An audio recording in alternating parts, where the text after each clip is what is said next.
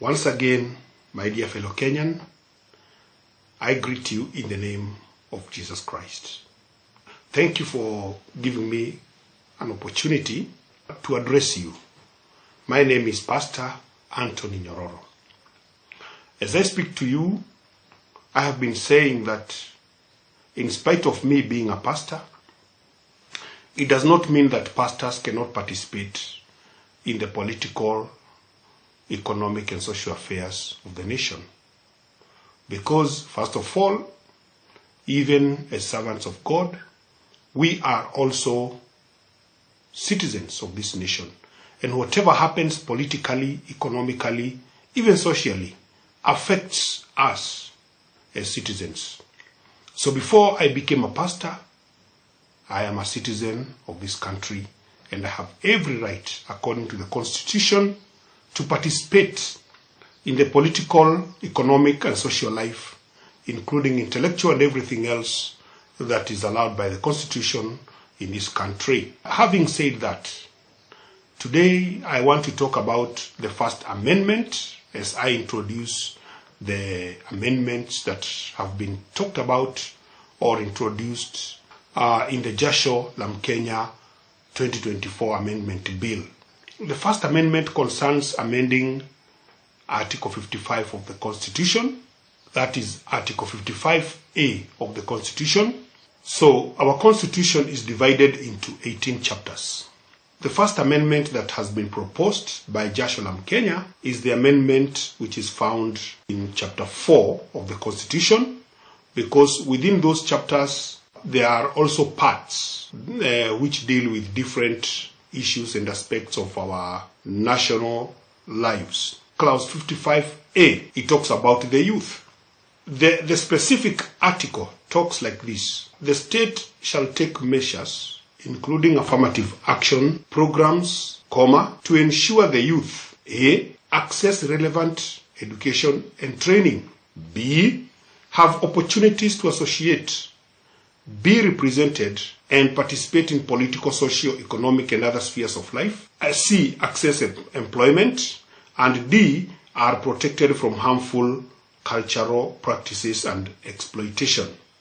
Now, the one I'm talking about that we are to amend in the Jasho La Mkenya proposal goes this way. Article 55 of the Constitution, it is the second clause in the proposal, and it reads like this. Article 55 of the Constitution is amended by revoking Article 55A and inserting a new Article 55A, which reads like this. The state shall take measures, including affirmative action programs, to ensure that the youth access relevant education and free and compulsory vocational and technical training. The rest of the Article 55 remains the same.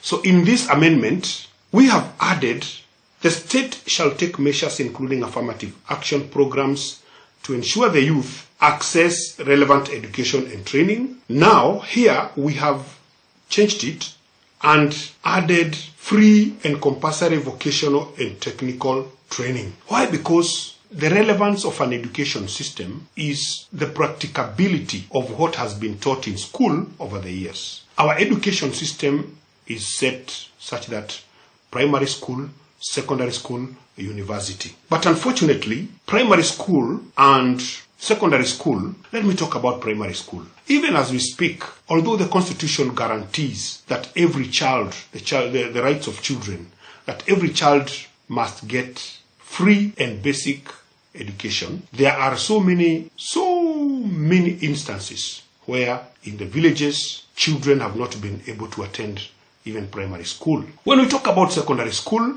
I don't want to talk about the CBE experience because that is not my aim. My aim is the end product, or after senior secondary school, senior school, as it is being called by the CBE education system, which I think later ought to be amended and reverted back to the 844, according to me. Now, when I went through the school system, primary school, secondary school, there was a gap in my life, as there has been a gap in the lives of so many other Kenyan youths during that time and even now.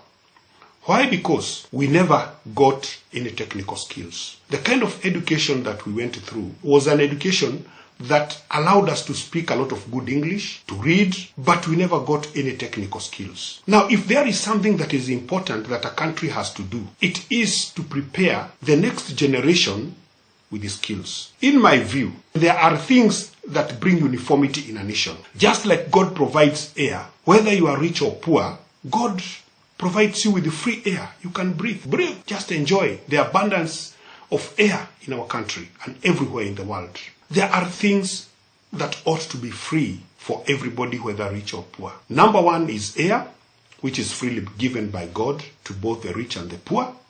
There is a lot of free air all over. But for a country, there are two important things that ought to be very free for each and everybody. Number one is education. And number two is the flow of cash, the opportunities to make money. So when we talk about education, there ought also to be educational democracy, where education is availed to all the citizens of the country up to the technical level. By this I mean that when I went to primary school and secondary school, I came out having known how to speak very good English, how to read very well, but I did not have the skills to live my life. I did not have the skills to participate in the economic life of the nation. Even though I could speak very good English, even though academically I was very good, I did not have any kind of skill to help me participate in the economic life of the nation.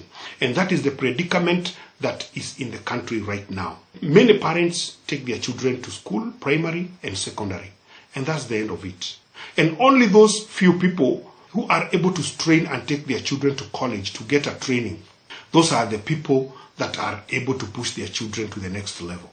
But the rest of us, the rest of the populace, almost 80% of them do not have access to technical training. Why? Because there is no educational democracy. Technical training, talking about Tvets and courses, hand courses, should be available to each and every secondary student in Kenya for free. That is how you build a nation. And it is not a difficult thing to do because Kenyans are good taxpayers. We pay a lot of taxes. And our budget, up to this point as I speak, is about 4.2, 4.5 trillion shillings. We are heading to 5 trillion shillings. Maybe 2027, as we approach the 2027, 2028, as we approach the next decade, we shall be talking about 10 trillion. And that is not little money because the Kenya shilling has been strong against many other currencies in the region and even on the international stage. So therefore, when we talk about taxes, it is the business of the government to take care of our taxes and to manage our taxes to the level of providing free and compulsory technical training for all Kenyans, for all students who go through secondary school. If that does not happen, and we hear that there are some sections of society, some piecemeal opportunities given to 20 students in a certain remote county, some other 20 students have been able to get free Tvet training in a certain place, we shall have a dysfunctional society. We shall have people who know how to speak a lot of English, but they cannot do anything with their own hands. So therefore, in order to change this, it is the business of government to give free education, technical education to their citizens, regardless of whether they are poor or rich. Why? Because in the village, if I had been given a course, for example, electronics, I would like to give you an example. There is a neighboring country that I once visited, and in their system is that you go to primary school, it is free. Secondary school is also free. And secondary school, when you go for 3 years in secondary school, but the last year of secondary school, they avail you a technical course. So you find that the students who graduate from their secondary school system, they come out with practical courses. And I was able to visit such a school, which was a secondary school, just within the East African region. There, at the last year of secondary education, it is compulsory that every student must take a practical course. These courses range from hairdressing, cosmetology, motor vehicle mechanics, masonry, carpentry, electrical engineering, ICT, not just computer packages, the wider ICT program, even languages, nursing, all of these were available. Electrical installation, all of these were available for secondary school students in that country. Why can't we produce a technical citizenry whereby it is compulsory and mandatory for each and every Kenyan student to come out with a course? Because as we talk about CBE, the real results that will come out of CBE will be the first grade 10 has entered 2026. So 2026, 2027, 2028. In 2028, when they graduate, will they be having practical skills? Will they be able to shave a person's head? Can they be able to go and install and do electrical installations? Can they be able to go and work in a building as mercenaries? Can they be able to do coding? Can they be able to make chairs? I don't think so. It will be all an academic exercise without the relevant practical skills. And that is why we need to change even that system, because the current CBE system is terribly complicated. I was of the opinion that we revert back to the 8-3-1-3. Why? Because our 8-4-3 education of secondary education, the last year ought to be dedicated to the technicality, to the practicality of the education and the skill that the student preferred. And that is why I know in each and every village in Kenya, in most villages in Kenya, there used to be village polytechnics. And the people in the past, in the 70s, 80s, and early 90s, who were educated or who obtained skills in those village polytechnics, they were able to economically build their lives. They were able to participate in the economic life of the nation. They were able even to advance themselves in various ways. And they were able to have opportunities of making money. Because making money is a skill. And we need money in our pockets. So I am calling upon Kenyans to support this bill, Jasho La Mkenya, because it talks about your child. It is the right of every child in Kenya to acquire not just free and compulsory primary and secondary education, but also technical training to a certain level, so that immediately they come out of school, they don't just meander around. Because many parents do not have a lot of money to take their children to college. I have seen so many children who scored A's and B's in our village. Their parents did not have money to take them to colleges. What happened to these children? What happened to these people? They just became low-life people in the village. All the investments in the education just disappeared like that. But I have also seen people, they were not very good in academics, but they went and learned a skill. And through that skill, they were able to advance themselves in their lives. So the aim of an educational system is the technical skills that a student will acquire at the end of that training.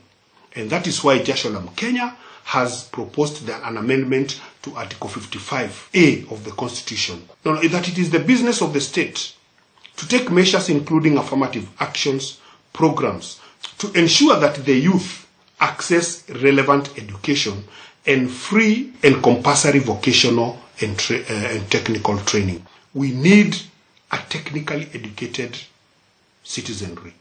And that is why Jasho La Mkenya is very important for all of us. It is too sad if we just continue educating people, investing millions in education, and when these people come out, they have nothing to show. They cannot even be able to fix a small electrical problem. They cannot even be able to repair a stool in the house. They cannot be able even to do something small, including even doing agriculture. Therefore, my dear fellow Kenyan, I implore you to support this bill, because it implores and ensures and pushes the government to improve the village polytechnics, to empower those village polytechnics with teachers and with equipment in order to give access to our students, to our children. Immediately they finish the college, they can be able to come and improve their lives. Whether the parent is rich or not, education must be free to that technical level. And later, the education must be free to university level. God has given me the privilege to visit the nation of South Korea, and recently Kenya has been aspiring to become a first world nation. In South Korea, education is free from nursery to university level. And though all this education is facilitated by the taxes, it's facilitated by the government. Therefore, I implore the leaders of Kenya, the leaders of our country, to listen very carefully and change the course of this nation by bringing in free and compulsory technical and vocational training for all secondary school students who finish, for all graduates of secondary school education. If we don't do that, we shall continue to have a dysfunctioning society. We shall continue to have idle youth in the villages. We shall continue to have an educated, an academically educated populace, but an impractical one. So therefore, it is my wish and my desire that, my dear fellow Kenyan, may you be able to support this bill, and may you be able also to participate and give suggestions. I am going to post my number there to post your suggestions for this bill through the social media platforms that are there: YouTube, WhatsApp, Facebook, Instagram, X, and all the others. Thank you very much. My name is Anthony Nyororo. May God bless you, and may God bless Kenya.